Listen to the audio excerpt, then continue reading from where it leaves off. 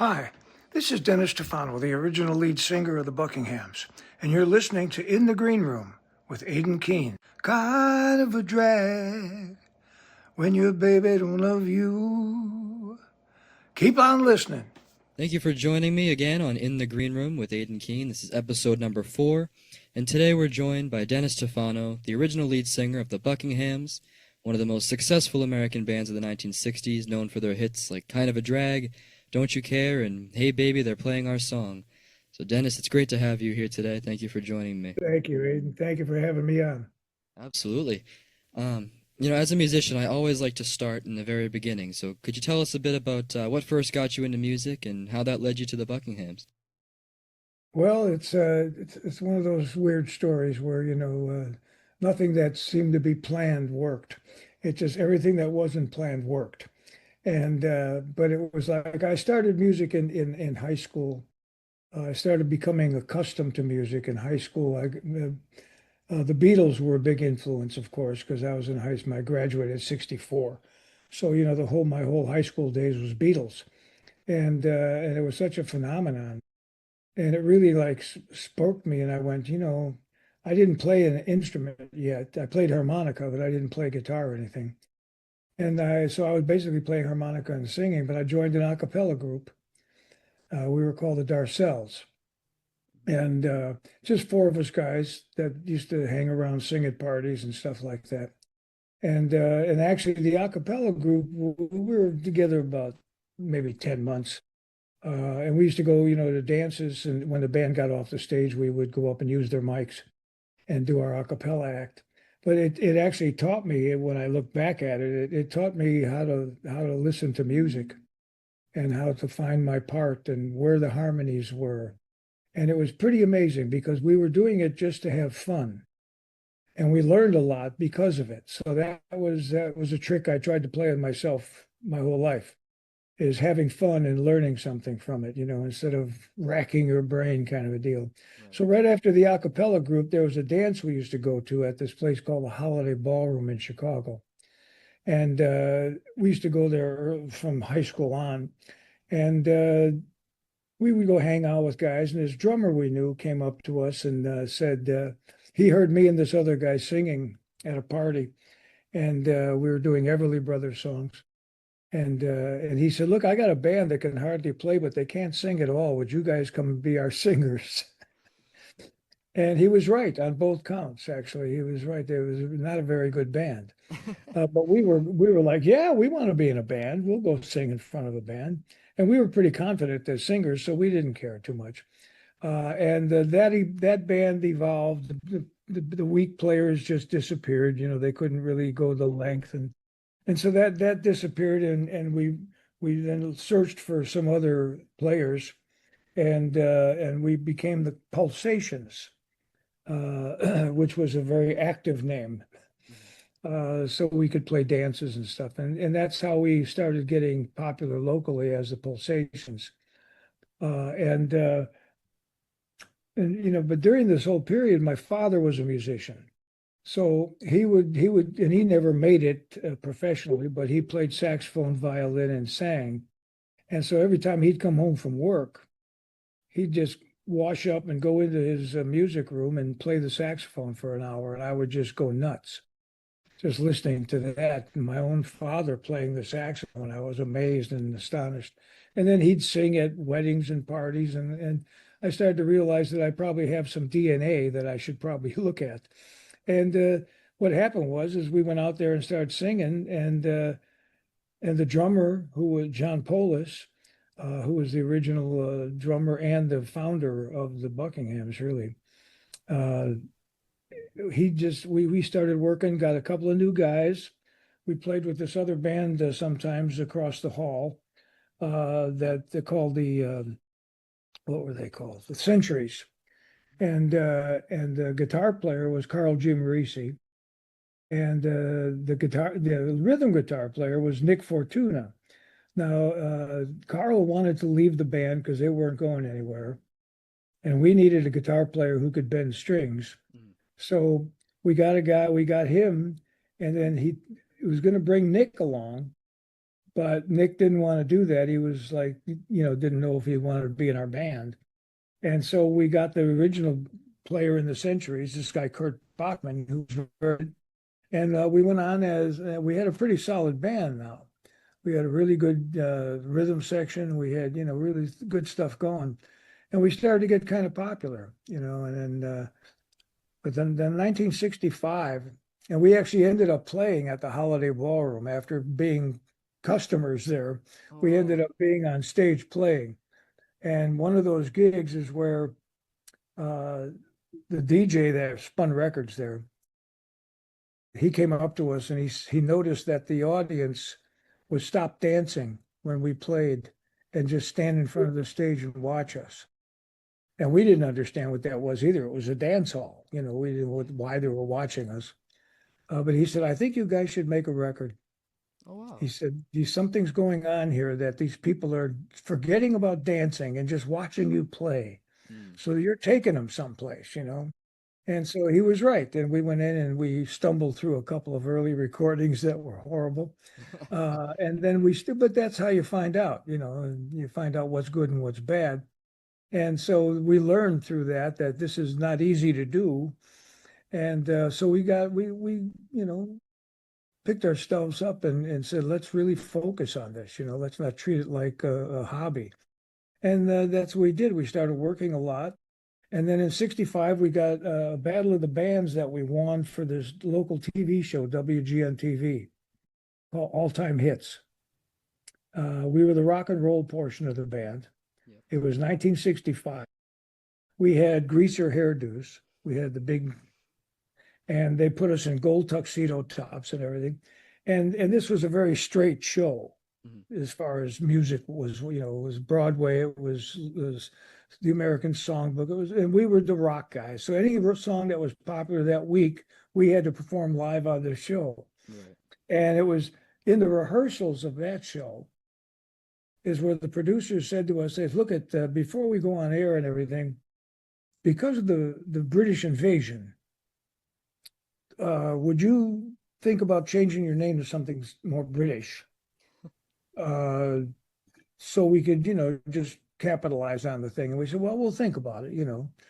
So the next day we came back to rehearsals, and the security guard, this young guy with suspiciously long hair for 1965, came up to us, handed us a note, and said, "Look, I heard what they asked you yesterday. I wrote down some names for you. You can check them out. Maybe it'll help you out." I said, "Great." So we looked at the things, and the Buckinghams jumped out at Yeah. us because first of all, it was the palace, so it was, it's going to be English sounding, but also there's a fountain in Chicago called Buckingham Fountain, and it's a landmark. It's in Grand Park. It's a gigantic thing. It's like a building in itself with colored lights at night and beautiful displays. And it was a major deal in Chicago. We used to go there with our girlfriends, and it was a great. So we said that's perfect. And that the Buckingham's English part of it lets us keep our job because this was an important launching pad for us too, as we found out. Because this show was local in Chicago, but it went to 5 states. So all of a sudden, people who knew who we were outside of Chicago, which was the big deal. So we did the show, and it turned out to be, yeah, really good for us, and that's how we got the name Buckinghams. Wow. Uh, but that's the long story of it. But that's from my beginning of music to when it started to launch. That's what I just gave you. That's awesome. And you guys, I mean, it seemed to be the fact that you rose to fame pretty quickly. Yeah, it was fast. It It was was kind of a fast. drag. That was your first hit, was it? Or That was the first number one. first number It one? was pretty amazing. Yeah, the we had about four uh, other charted records that Mhm. were on the Hot 100 that we were recording and going on and doing, but they were covers of things and different, good songs that we covered. But then Jim Holvey heard us, and the guy that was helping us kind of manage us asked him because he was a songwriter, and he was in a group called the Mob in Chicago, and he wrote. Jim Holvey wrote like 95 R&B songs for in Chicago since he was 14. And here he was listening to us, and he said, "You know, I might have a song that I just wrote. It's not like I don't think my band is in the groove with it." Mm. He says, "So why don't you take it home and have a listen to it?" And it was kind of a drag. Oh wow. And we listened to it and we worked it up and we recorded it. The record company hated it. They kept Really? releasing all these other songs that we had on the album. And oh, and that's another thing about the first album, the Kind of a Drag album. The picture on the cover is us in front of Buckingham Fountain. Okay, I So have we that tried to, album actually. yeah, we tried to see. You'll see those lights in the background. It's kind of blurred in the background, Yeah. but we wanted to make sure that people saw the Buckinghams with the fountain and us, and that would be so we weren't copping out to Mm. sell records. But yeah, Kind of a Drag was the first. I mean, we couldn't believe actually. The record company hated it so, but a year later, the contract was up, and they had to release what they had. And they had Kind of a Drag in the box, and so they released it and released us from the contract because there was no more contract. And we only had one local promotion man in Chicago, a guy named Howard Bedno, who actually went out and promoted the record in the city, in probably Michigan and Wisconsin too, or whatever. But it was amazing because the record company threw it out, didn't put anything behind it. There were no ads, no anything, just DJs picking up on who we were and who we were becoming. So the other three songs we did were good records, but this one was real unique. So from it was released in November of 66. February of 67, it was number one with a bullet. Like it's the record. We kept telling the record company, there's something about this song. There's something different about it. Even that we made it, it sounds something's weird about it. We get chills when we listen to it.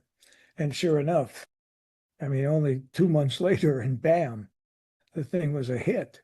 And so that took us off. Then we didn't have a label. Our keyboard player at the time left because he thought because the record company didn't like Kind of a Drag that he was going to leave, that the band was going to flop. He wasn't quite a warrior musician anyway. He was just kind of a hobbyist, and he just liked to do it for the girls, I think, and that Oh was yeah. it. And so and so we didn't miss him at all when he left. But he later down the road he put out a fake Buckinghams, because he was on the first record, all that kind of crazy stuff. Mhm. But yeah, it took off, and then we got a new keyboard player, Marty Greb, who was one of the best musicians in the world, was with a great band in Chicago called The Exceptions, and the bass player in that band was Peter Cetera, who Okay. was later in Chicago. Yep. So it's like Marty hung out with the guys in Chicago. He was that kind of multi-instrumentalist. So when he got in the band, he raised the bar and brought all kinds of stuff out of us. And it was a big reason that we had a future going on, I think. So yeah, and then we met Jim Guercio, and he started managing us, wanted to produce us. And so he took us to Columbia, got us on Columbia Records, and then we had another 5 hit records with him on Columbia.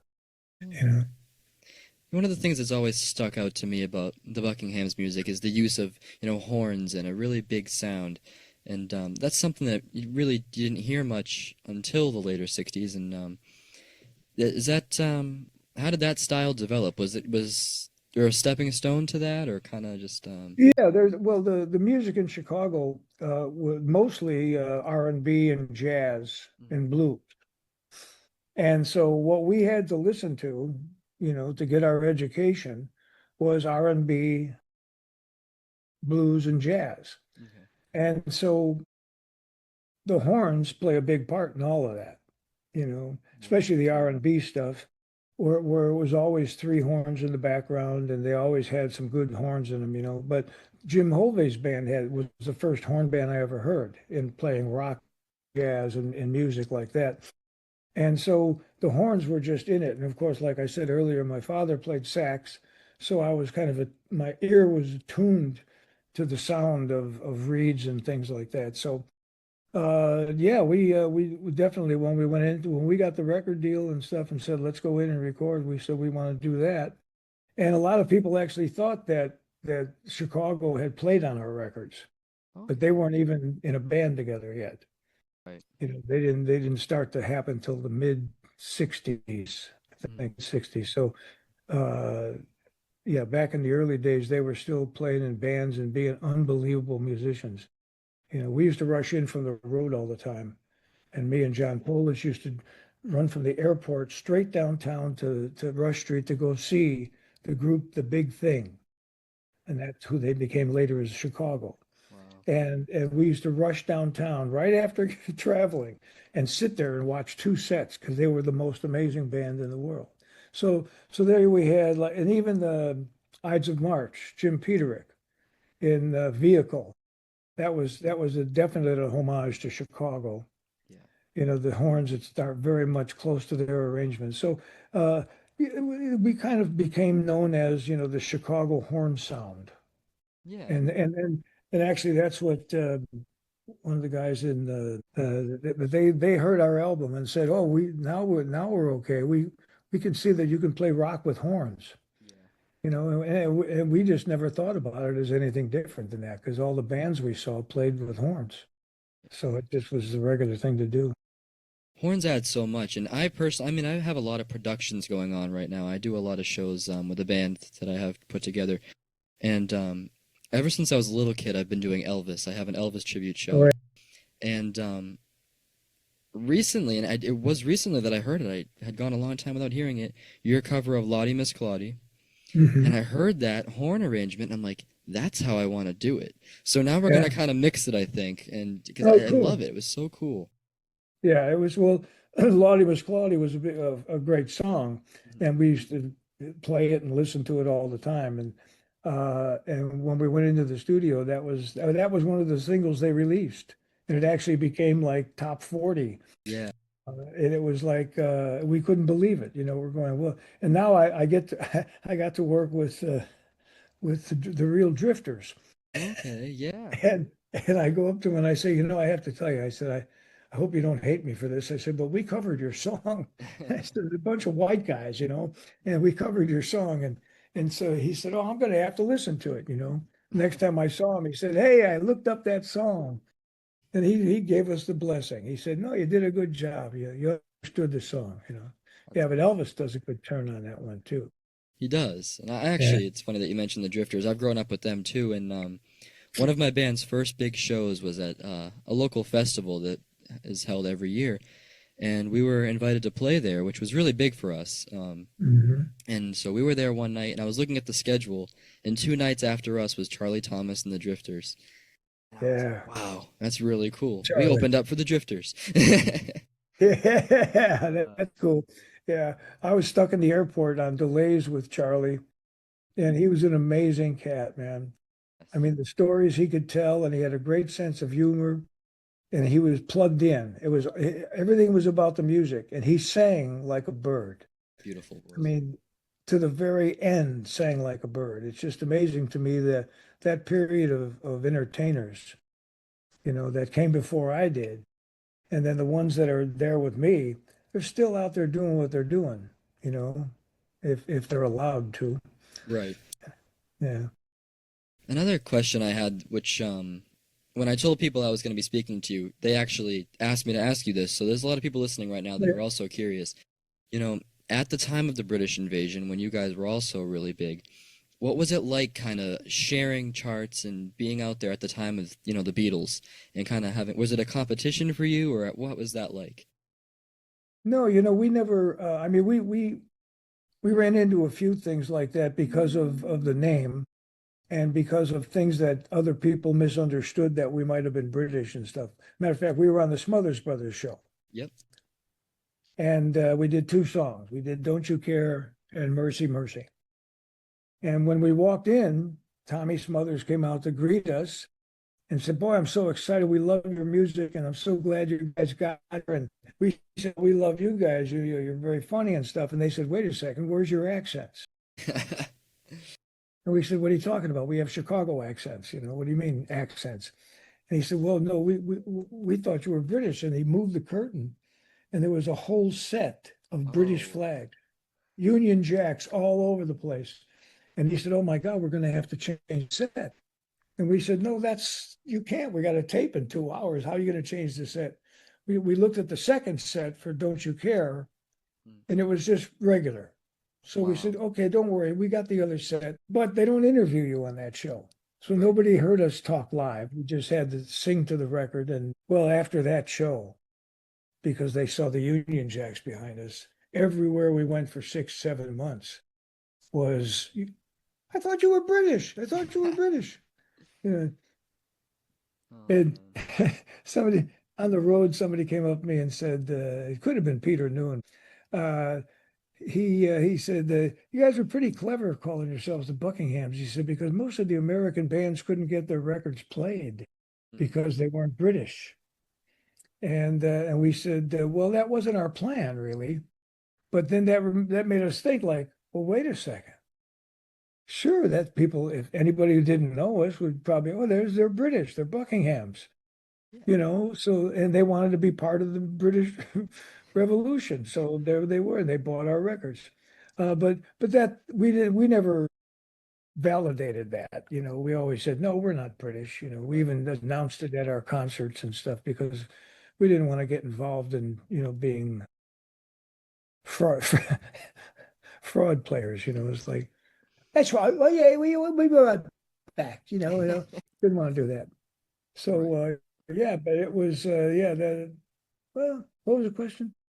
You know, was it a competition for competing for number No, no, one? never was a competition. I mean, for us, when Kind of a Drag, it's a great starting point because when it hit number one, it knocked the Rolling Stones and the Monkees out of one and two.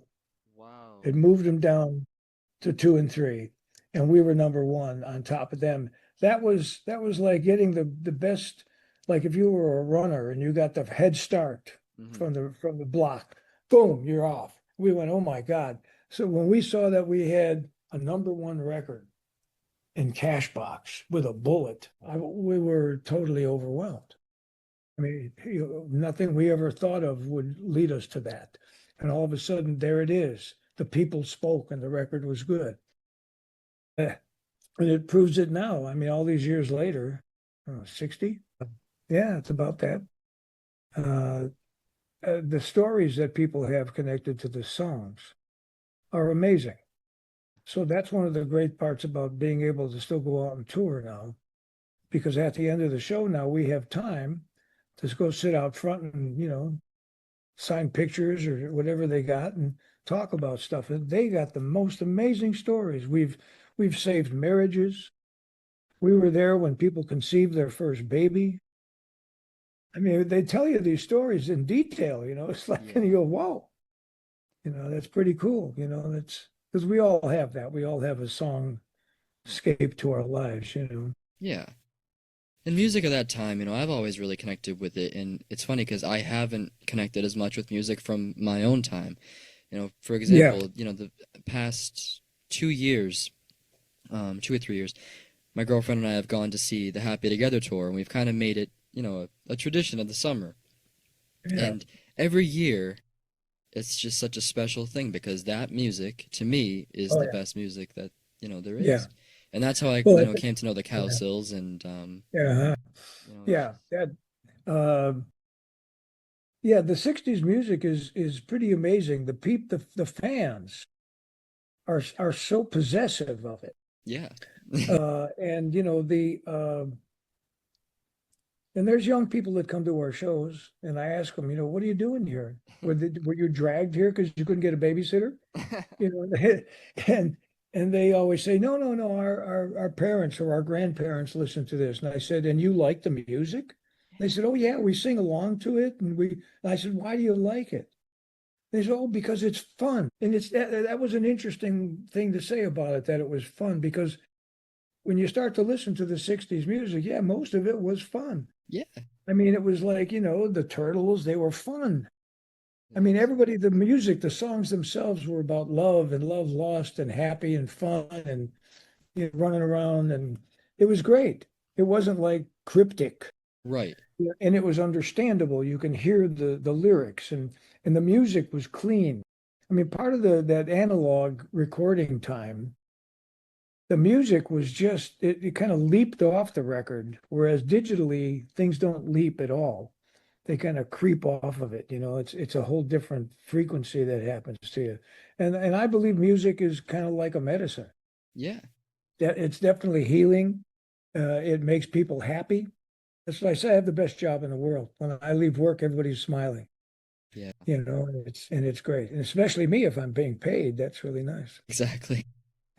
And it's true about the understanding the music and the lyrics. Just my dad and I were talking about it not too long ago, comparing the 60s and the 70s even.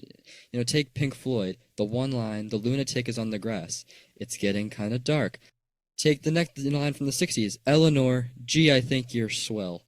It's like totally different, but one is so joyful, and then the other one is, wow. And Exactly. yeah, It's crazy I how mean, things changed in a yeah, there fairly wasn't too quick time. many, there wasn't too many homicidal songs back in the No, 60s. maybe No, it just was patches. yeah. I mean, all of our stuff was basically love lost. I still want you back. I still love you. I don't care if I have no hands or feet missing anymore, but I still love you. Right. And that was how everybody really feels when they have a love. Yeah. They feel that loss and they still want them back. So it was obvious that people were going to hook into it, I think, and but I have a great time with the music. So Me too. I love what I do. Yeah. Me too. Yeah. So to skip ahead a few years after the Yeah. Buckinghams, did you have any memorable solo experiences? Oh, yeah. Yeah. Well, right after the band broke up, well, because that was like in 70, 71, because we got ripped off and there was money missing and there was weird politics going on. And we were the collateral damage, basically. And so we just had to disband. It just ruined the whole progress we had going. So the we just I kind of hid out. It was like 71, 72. So I grew my hair down to my ass and I grew a beard, got patched jeans, and just hung out with my good friends. And we just had a good time. Yeah. We'd drink some cheap wine and smoke some pot. And I started writing. I started writing songs and stuff because I learned how to play guitar pretty well in the band. Hmm. And so I started writing, and then Carl G. Morisi was writing also. He was the guitar player in the band. And so we got together after about a year of being alone and licking our wounds. And he played his songs, I played mine, and we had a natural thing to share. And we started singing each other's tunes and adding harmonies and rearranging and doing stuff. We came up with a good 12, 14 songs.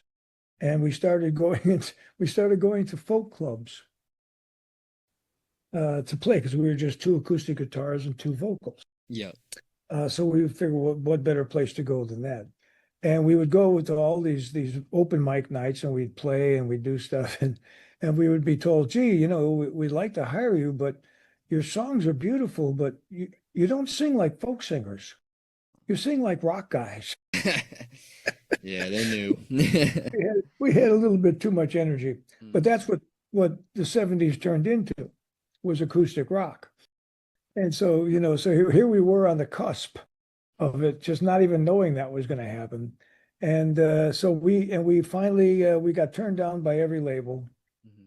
and and it wasn't like the Buckinghams music, so they didn't know. But Lou Adler, who produced Carole King and Tom Scott and all those people, he heard the demo and flew us out to LA to audition us. And what we did was we went in the studio with him and his engineer, and we played all of our songs one after another, like it was on a record. Just kept playing. Where they go, okay, stop, reset, next song, Mhm. and we just kept playing live. And they recorded it, and so we left. We were high as a kite because Lou Adler's like the was one of the best at the time. He was a custom label, you know. It was like nobody else wanted us, and he did. We were like blown away, you know. Carole King even played on our album, you know. So it was like we were like pretty blown away by what was happening to us here. And Lou called us the next day and he said, you know, he said, I really like what you guys do. And he said, not only do I want to sign you to the label, but I want to produce your first album. And now we can't even think or any we're shaking like mad now, you know. Yeah. And so that was another step. Like I said, we didn't plan it, you know, but he's the one that came and reached across from us and said, "Okay, well, I'm going to produce your album." And then we did three albums with Lou. The second two were a little bit rougher to do because Carole, the other guitar player, got kind of sick during the second album and had to take a lot of time off. And so then it kind of blew again the momentum we had going, Yeah. and things kind of got a little bit. We made pretty good recordings.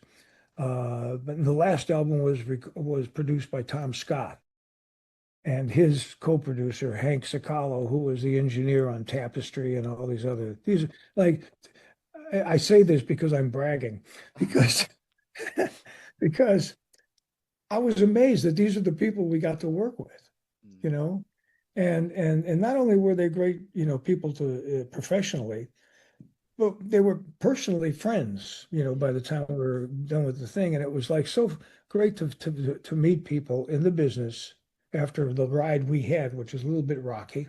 But that was cool because we made friends and they were really, to us, they were such great players and everything and knew what they were doing, you know. But then that ran out and I decided, well, I got to start trying to make a living because we weren't making it as songwriters. We just weren't commercial songwriters. But so I decided I got to make a adult living. Mm. So I'm in my 30s now and I got nothing. I didn't make enough money with the band and all that stuff. So I thought I'll become an actor. I always wanted to do some acting. That's cool. So I went and studied. A lot of people said, really? You're going to leave music because you're not making a living and then you're going to go to act. Yeah, those are two jobs that are always busy. Yeah. I said, yeah, well, hey, if you don't try. Well, sure enough, I got into a couple of good classes, met some good people, uh, got out there, did a lot of voice acting on a lot of movies, and I did some bit parts here and there. I did 3 years of theater, Oh. live theater, and it was great. I had a great time. It was like I was really having. I mean, I enjoyed the process of being in a band and being in an ensemble of actors all working towards the same thing. And so I actually made probably more money in the 15, 16 years I did that than I did in the music business. Wow. But in the middle of all that, in the 80s, because this was 79, well, 79 is when I met Bernie Taupin. Okay. And we met in a bar. And he was dating a girl from Chicago who I knew, and she introduced us. And then we saw each other again and again. And then finally one night we were just there together, and he said, "What do you do during the day?" Because he had no idea. And I told him who I was and who I used to be and what I was doing. And he goes, "Oh," he says, "great." He said, "You're a songwriter." I said, "Yeah." And he said, well, he says, "I'd like to hear some of your stuff." I'm going, "Why? You got Elton John." Yeah.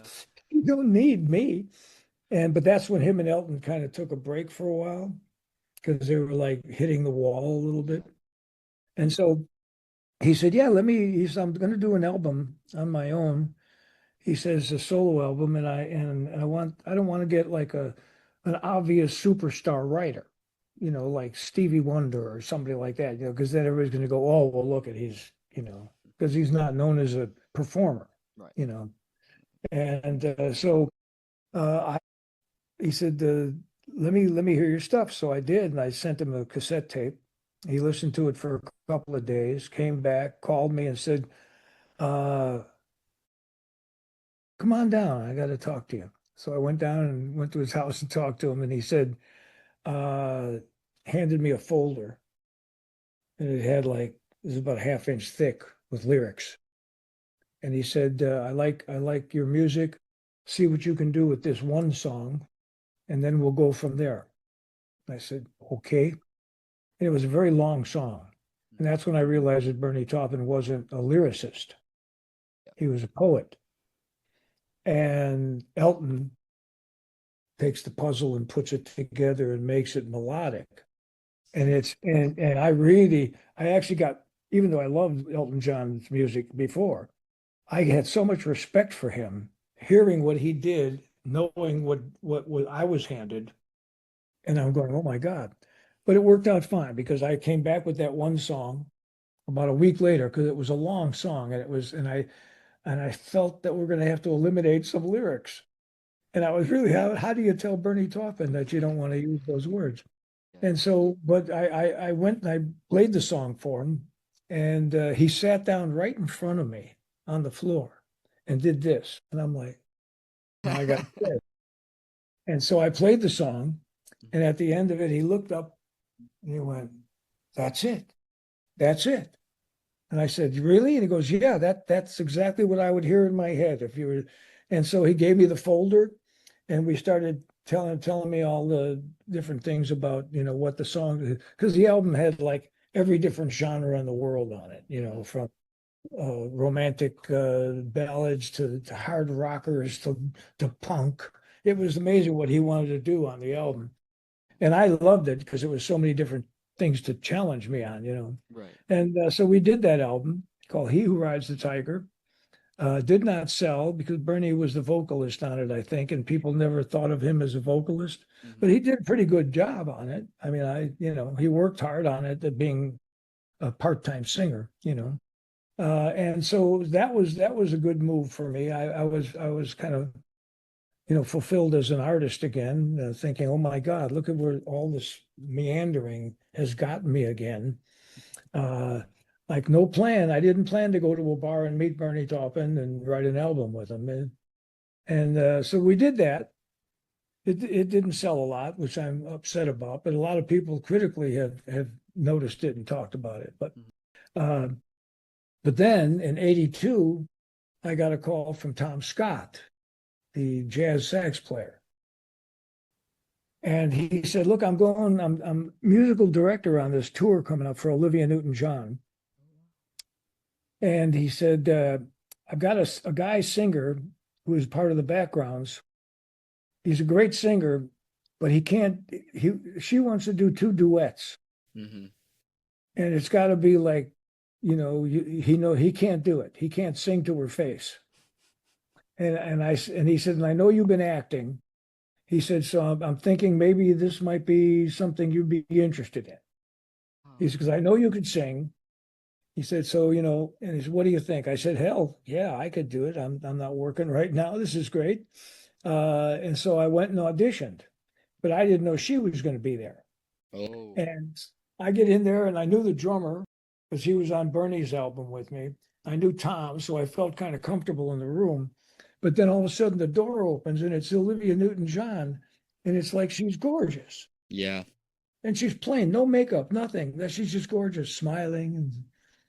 And she goes, thanks for coming in. She says, let's do the song. And it's a love song, Suddenly, from Xanadu. Okay. And it's like, why not give me you're the one that I want, something that we could just walk through. No, I have to really put the make on her in this song. So that's what I decided to do. I just said, okay, Dennis, you got to go for it, because I wasn't even that familiar with the song. And so we did it. And I walked out of the room. There was another guy there auditioning with me, and her director, choreographer at the time, came up to me and he said, there's somebody else going in to sing. Said, but what I just saw between the two of you made me sweat. Really? Yeah. And he said, I know she's going to pick you.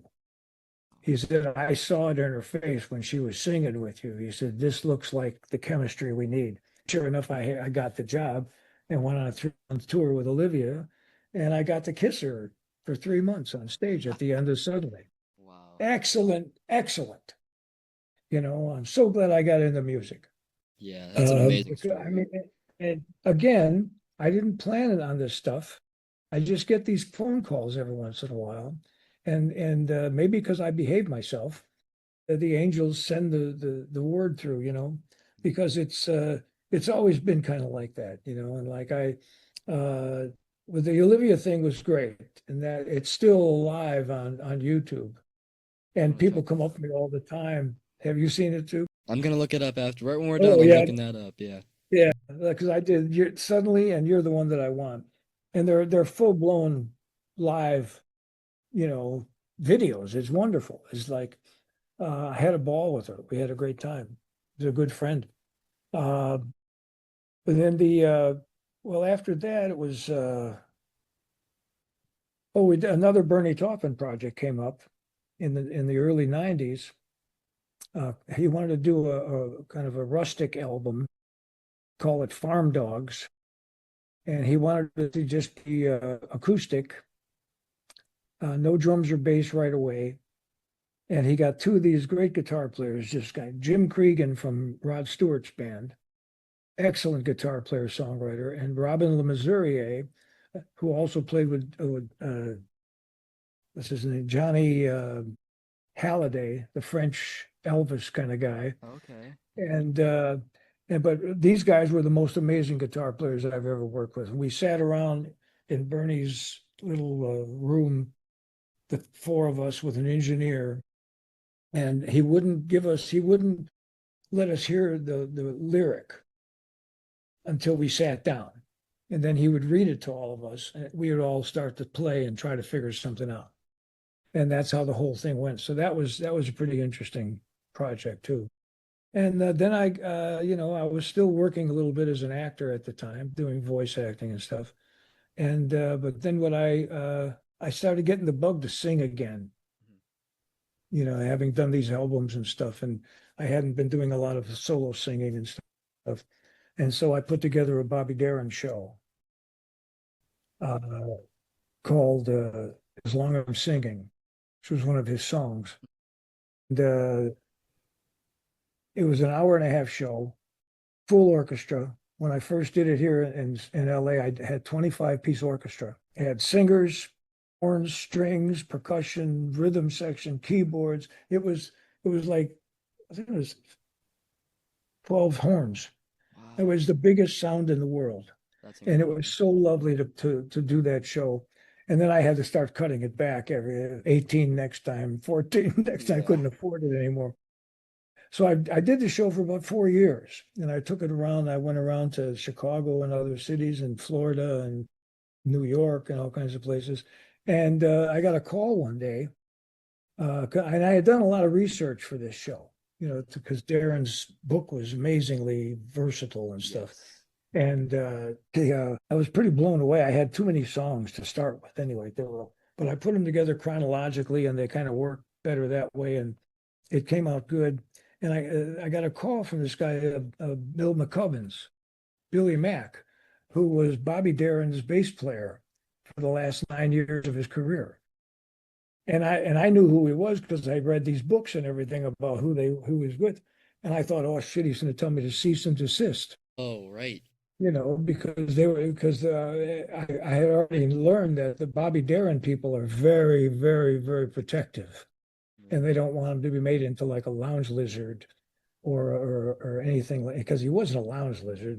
People did that, but Right. uh, so I said, "Oh, yeah, I know who you are, And he said, "Well, he said, we saw a video of you." I went, and he said, "How many songs do you do in your show?" I said, "Well, I do an hour and a half." I said, "I do about 23 songs." And he said, "Well," he said, "send me a list of the songs you do." And I said, "Well, what is there a problem?" He goes, "Oh no, I'm sorry." He said, "We'd like you to join us. We liked your video. We thought that you presented Darin in a really good light and that you had a lot of respect for the music. Wow. And you did a good." And I went, "Really?" And he said, "Yeah, we'd like you to come to Vegas and sing for the Bobby Darin Foundation Heart Association concert at the South Point." And because we really like, now I'm on stage in Vegas with Bobby Darin's bass player and guitar player, TK Kelman. And they're both smiling on either side of me while I'm singing all this stuff. And the Wow. audience is full of Bobby Darin fan club. And these are old people.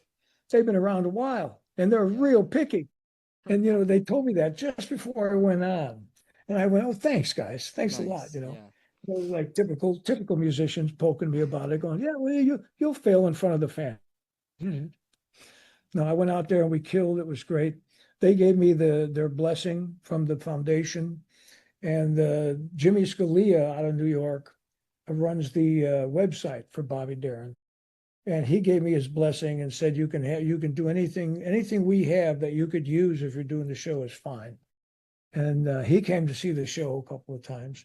So it was great. It turned out to be another thing that who knew that I was going to all of a sudden do that and be recognized by the people, that worked with them. So that was good. So now my life is kind of a combination of all of that. I mean, now when I do my shows, I do the hits, I do other 60s songs that I like, from the Rascals or something else, and then I do a Bobby Darin section, you know. And it really works. The people really like the Bobby Darin stuff because they don't hear it a lot. And they hear it again and they go, wait, he did that? I didn't know he did that. There's a lot of songs he did that people hear but don't know who it was. It was that kind of a thing. I had So that yeah, happen so to I me enjoy recently with going. him.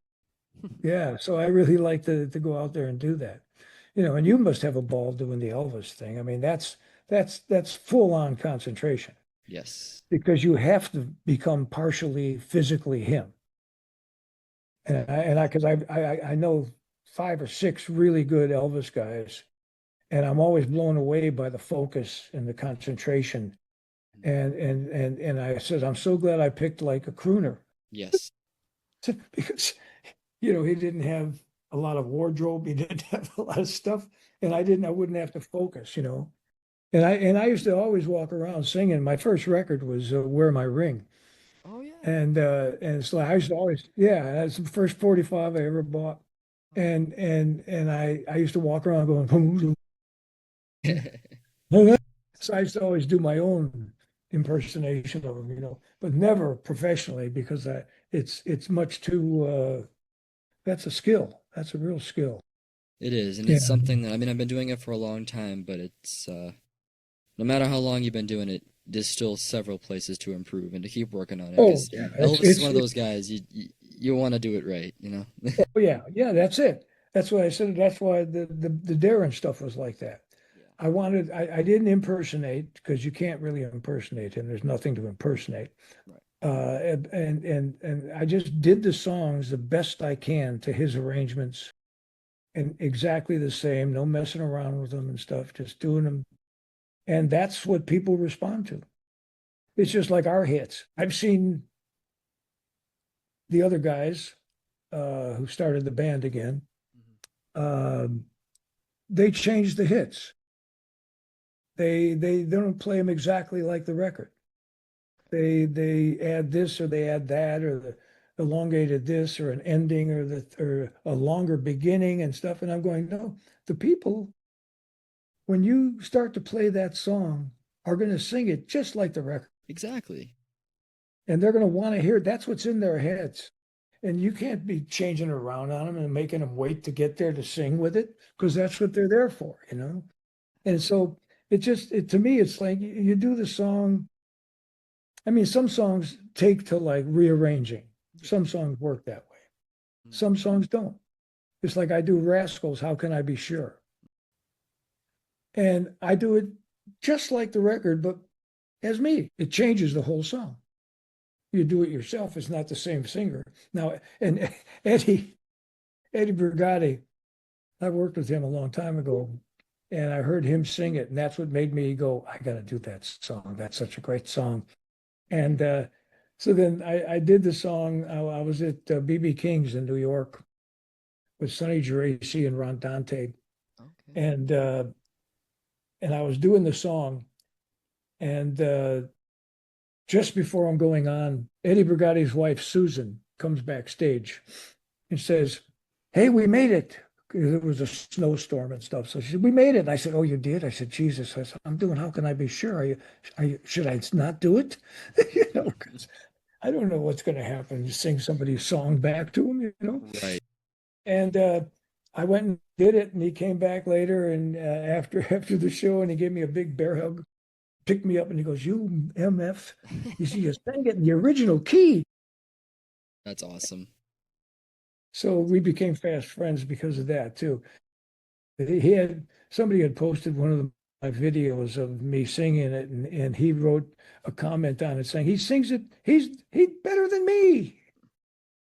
Eddie's a fun guy. He's a fun. If you ever get a chance to interview him, Eddie Brigatti, some great stories. I mean, the whole thing with Bobby D. Did I say that right? Bobby D. What do you want? Sorry, my other guy is here. What? Where were we there? I just kind of got lost in a memory, I think. So, The Eddie Brigatti thing, yeah. yes. Yeah. Yeah, but I think that it's like I'm sure that when you're doing your Elvis thing, that there's a big part of you motivating the impersonation. Yeah, there is. Yeah. I mean, like, you have to invest yourself and not deny who you are when you're doing that kind of work. Right. You have to be you to be in that character, you know. As like I always thought that uh Bobby Darin had to walk into my shoes so I could then be the delivery guy, you know. Right. Uh, so it's like, yeah, and because impersonating is a real skill, you know, especially with Elvis. I mean, everybody knows from watching every moment of Elvis what his moves are, what his outfit was. If you have something that's a little off, you're going to really make those people upset. Yeah, they're gonna know. Bam. Yeah, yeah, and I'll bet you already know that.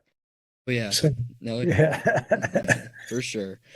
But it's a that just brave thing makes to it do. that motivates me to just even try even harder, because it Are you hiding sideburns underneath your? Oh yeah, there you go. they are. Yeah, Yeah. of course, gotta have Oh those. yeah. Oh yeah. That's what I mean. That's what I mean. The whole transferring to be him is something that you can't just take off. Right. You have to keep some of it with you. It's all the guys do that. They all do it. I love it. It's a special I love thing, well, and I will yeah. do it as long Well, as I good for can in my you. life. That's great, man. That's great. It's been an amazing experience talking to you. I mean, you are a legend. You really are. And Finally, I'm a legend out of my own mind. no, I mean, and what an amazing career. I mean, I love doing this kind of thing because I learn so much, and especially from people I look up to, like yourself. It's an amazing thing hearing about it. And the one last thing that I wanted to ask you, and I like to ask everyone this: what advice would you give to someone like myself or anyone in the business? Not necessarily trying to make it as big, but just in general, just advice in the business. Well, in general, I mean, without having any exterior motivation to do something, in general, you have to believe in what you do. You have to believe in what you do, and you have to go with your gut. And I say that with experience. When we were in negative things happening in our careers, uh, we were ignoring our gut feelings and saying, "Oh, okay, let's go the other way." And you can really feel it. Yeah. And if you ever feel the gut feeling, you better go with it. It may be uncomfortable for the first day, but something new will happen for you. So, and if you don't, you'll carry that scar with you for a while, going, "What a stupid guy I am to do that." So it's the gut feeling is definitely a real thing. It's not just a, oh gosh, fancy thing. No, it's a real thing. And I say that, and don't trust everybody. People have to gain trust. Yeah. Just, oh yeah, I trust him because so and so said that he was with so and so. Well, that doesn't matter because you are not so and so. You may get screwed by this person because it happens that way. So it's really don't trust everybody. Let them gain your trust and go with your gut feeling. And if you have whatever your future thoughts about what you're going to do is, you just got to connect to it and work on it every day. And if somebody gives you criticism, listen to it. Just listen to it. You don't have to agree with it, but if you listen to it, it may lead you to another place that tones you up a little bit for whatever you're doing. So I think that's basically it. I mean, I have mostly no regrets over what I've been through because it's been a really exciting ride. Aside from the '60s band, it's put me in a place that gave me an exciting adult life, and I didn't listen to my own advice back then. It's like that's when you learn about it. You learn, oh, I should have did it that way. Yeah, yeah, and you go, yep, easy. So yeah, it's definitely that. Believe in yourself. Yeah, believe in yourself. That's a good thing. Thank you for that. Yeah, no, I appreciate that because I'm always looking for advice because, it's I found personally that the music business is not something that I would want to go through alone. No, And the one no. thing that I've found is that I'm not alone, and that's a great thing. And Oh, that's good. to hear That's that good. kind of stuff, it definitely sticks with me. So thank you for that. Well, you're very welcome. Very welcome, man. Anytime.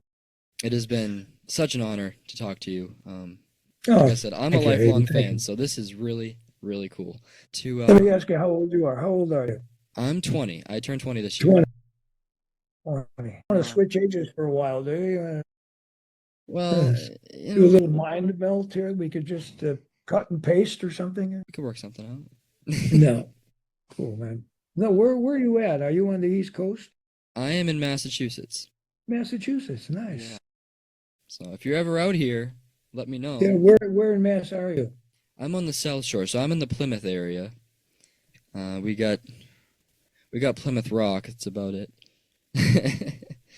But no, it's a nice area. So, Cool.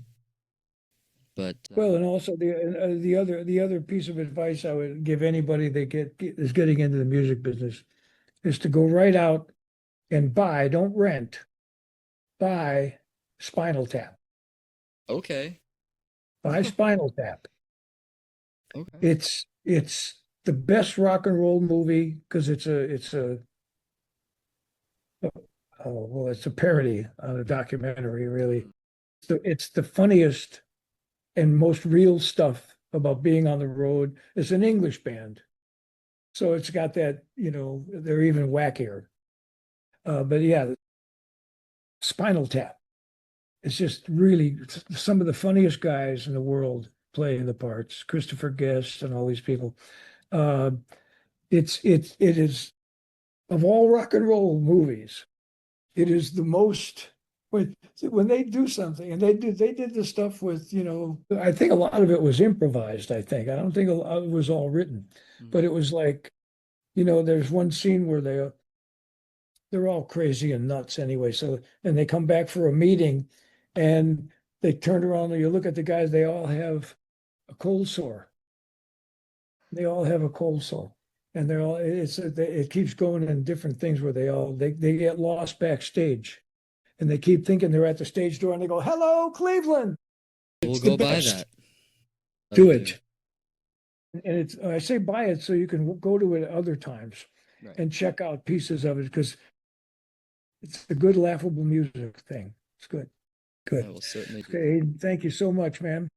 Thank you for being here. And where, for all my listeners listening, where can they find you if you're out on tour? Or... Right here in this little box on the screen here. Can't get out. Uh, it's they can go to on Facebook. They can go to Dennis Tufano Sings, all one word, Oh, on the Facebook.com thing. And that has everything in it. It has the videos, it has pictures and events when I'm working, and then big pictures of me crying when I'm not, and different stuff like that. Yeah, so have them go there. There's also a TufanoRocks.com, which is a friend of mine does out of Chicago. It's a website. It's a okay. very good site too. Yeah, I will link both of those at the end of this episode excellent. so people can visit those Great, sites. thanks. Absolutely. And thank you so much for being here. All right. You guys, Good luck with your show, man. thank you. God bless you. Yeah, break a leg, babe. Try my best. You got it. And I Thanks, hope to Abe. stay in touch with you because this has been Yeah, amazing. I hope we get out by you and I could perform in front of you. Sounds That'd good be to me. great. Or see your show. That'd be good too. That's even Or that's have you that's come on awesome. my show. That would be awesome. That would be great. Cool, man. All right, Thank you. ladies and gentlemen, Mr. Dennis Tufano. Thank you very much. We'll see everybody next time. Take care and Bye God bye. bless. Thanks for listening, everybody. Take Thank care. you.